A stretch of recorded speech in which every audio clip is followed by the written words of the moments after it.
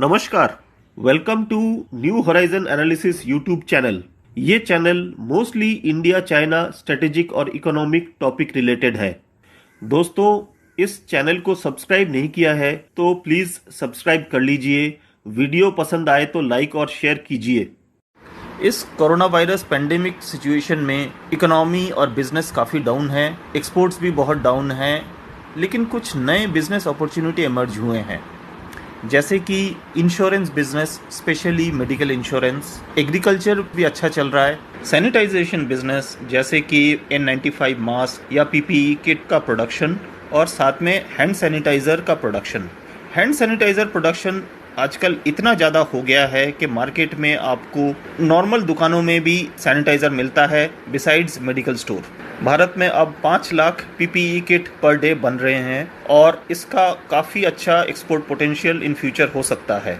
Similarly sanitisers जो ethanol से बनते हैं, वो किसानों के लिए एक बहुत बड़ा अपॉर्चुनिटी हो सकता है। हर साल नवंबर के महीने में उत्तर भारत के खेतों में पराली जलाया जाता है। पराली का मतलब स्टबल बर्निंग। इसमें किसान पुराने बचे हुए फसल को जला देते हैं ताकि नए फसल के लिए खेत को तैयार किया जाए।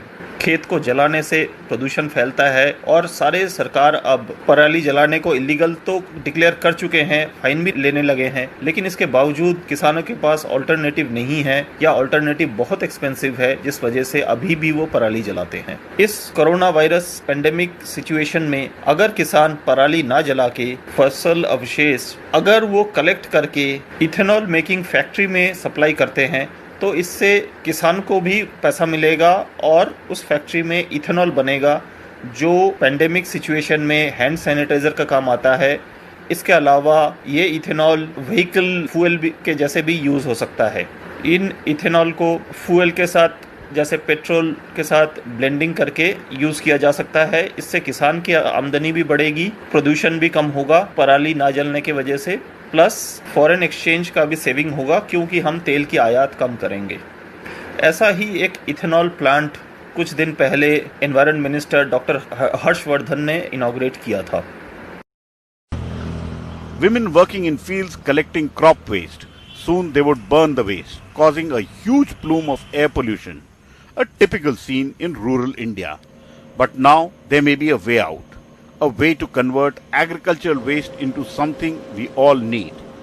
For the first time in India, our scientists have developed a new biorefinery that converts agricultural waste into high-value ethanol, which can then be blended with petrol to run vehicles.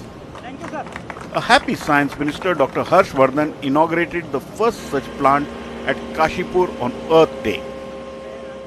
2G ethanol being produced and being produced automatically from the so-called agricultural waste, which becomes number one an asset to the farmers. It helps the contentious issue of climate change and global warming. It helps us to reduce carbon emissions. The plant, made at a total cost of 75 crore rupees, utilizes 10 tons per day of any kind of agricultural waste, and then using chemicals, enzymes and a broth of yeast, the waste is converted into high-value alcohol. Annually, India produces 300 million tons of agricultural waste, which can potentially generate about 100 million liters of ethanol. The owner of the plant thinks this technology can be deployed widely to solve many of India's pressing problems.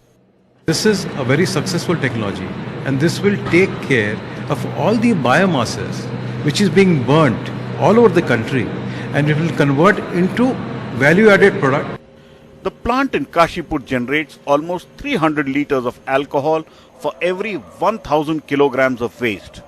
Scientists believe this is the most efficient use of this technology in the world. Waste to wealth. What you see. आजकल sanitiser के साथ साथ sanitiser dispensing machine भी बहुत popular है, और ये आप देख सकते हैं, ये एक टिपिकल देसी सैनिटाइज़र डिस्पेंसिंग मशीन है जो घर पे बनाया गया है।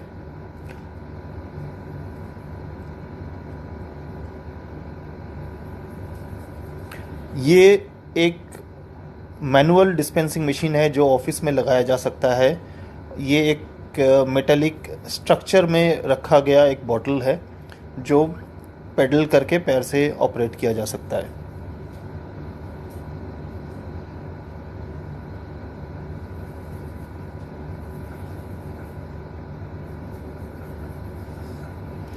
ये एक automatic hand sanitization disposable machine है जो बैटरी से चलता है और इसमें ऑटोमेटिक सेंसर लगा हुआ है।